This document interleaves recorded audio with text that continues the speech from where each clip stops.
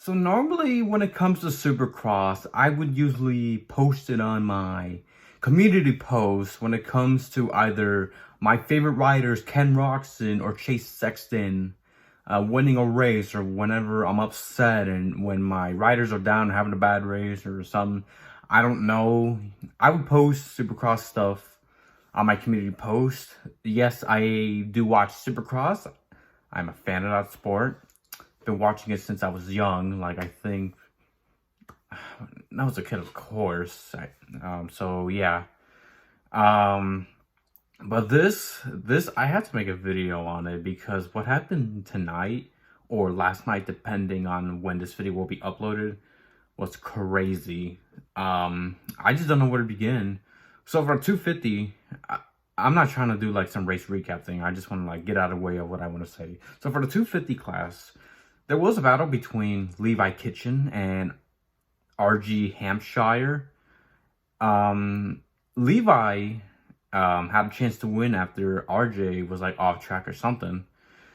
And then for some wild reason, RJ Hampshire caught up with Levi Kitchen and RJ just stole the win back away from Levi Kitchen. That was insane. And then we get to the 450 class. The big talk is Eli Tomac. Could Eli Tomac win the championship tonight at Denver? He would have to... No, actually Chase Sexton would have to finish 5th or worse for Eli Tomac to win the championship. Because Eli Tomac and Chase Sexton were in championship battles since Cooper Webb got injured last week. So... at the start, of course, Eli had a great start. Unfortunately, Ken Roczen fell down and wasn't last. And then, I think this was still in the middle of lap 1, or somewhere in the beginning of the race. But Eli Tomac, the camera was showing Tomac slowing down. And I thought, and another guy in my Discord thought that Eli Tomac had issues. But then when they showed the replay, what happened was that Eli Tomac... had like some hard landing on one of the oops. I think that's what it's called. Had a hard landing and it hurt his like left knee and all that, I believe. I don't remember what the injury's called for Tomac, but it was something about his left knee being hurt. He got injured, and that was not only championship implications, but a career ender. I remember hearing some stuff that, hey, Eli Tomac might be done after this year, throughout the season. I've heard that, he might be done after 2023, whether it's like Supercross, Motocross, or the last 3 races of the Super Motocross. And here we are now, Eli Tomac hurt. He's definitely out for the season finale at Salt Lake City next week. But we don't know if that's a career ender. As of now, as I'm making this video, we don't know if Denver was the last race that we get to see Eli Tomac race.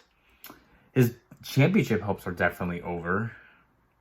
So, yeah, honestly, this is honestly the biggest championship implications I've ever seen in Supercross in my lifetime watching the sport. But in motorsports in general, I watched since I was a kid, like 8. This is one of the craziest championship implications I've ever seen in motorsports in my lifetime. That I watched racing for like over almost a decade and a half. I'm still in shock at what happened. And as a Chase Sexton fan, normally, since Chase Sexton won the Denver race, the main event, and my other favorite rider, Ken Roczen, for a second after falling off, it wasn't last. Normally, of course, I would be happy as the Ken Roczen Chase Sexton fan, but because of what happened with Eli Tomac, and also because of the championship, that, Chase Sexton is most likely pretty much the 2023 Supercross 450 champion. I wish I can be happy about that, but to be completely honest, I feel empty. I'm speechless. I don't know what to say. I don't know what to feel, in my opinion. in my opinion. I was honestly hoping Tomac had issues, you know, so we could have, of course, so Chase could have a better chance of a championship. He's 7 points ahead of Tomac after the race, but even though Tomac is done. But since Tomac is injured, I don't know. I just felt empty as a Chase Sexton fan because, here's the thing. When it comes to winning a championship, championships are earned no matter how, non-Chase wise. If you're ahead of standings, and if you finish ahead of standings at the end of the season, you're a champion. You have the most points, you were the most consistent, all that. That's definitely Chase Sexton now after Denver, but this doesn't feel right. I feel so empty that Chase Sexton is the champion of the 450 class this year because of Tomac's injury. It's just an awkward situation. I just don't want to cheer and see Sexton win the championship that way because no fault of his own. Of course, it's not Tomac's fault either. That's not what I'm trying to say. Tomac was just doing his thing, and he had a hard landing that hurt him. I hope Eli Tomac recovers. I don't know if it'll ever happen, but I really hope Tomac comes back for one more season. Just one more. If there were talks about him retiring regardless. I just feel empty about this. I don't know what to say. I don't know what to feel. I just feel empty. So that's pretty much it. That's pretty much it. If you guys are Supercross fans or you guys watch Supercross, tell me in the comments below, how do you guys feel about this championship implications at Denver in the 450 class? As a fan of Sexton, I don't know. I don't know what to feel. I really hope in the future, when Chase Sexton gets a second or a third or whatever championship, I really hope it's just, in a normal circumstance.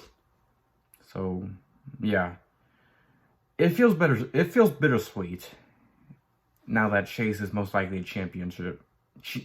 It feels bittersweet that Chase Sexton is most likely a champion of this year in the 450 class. I feel bad for Eli Tomac. That's pretty much it.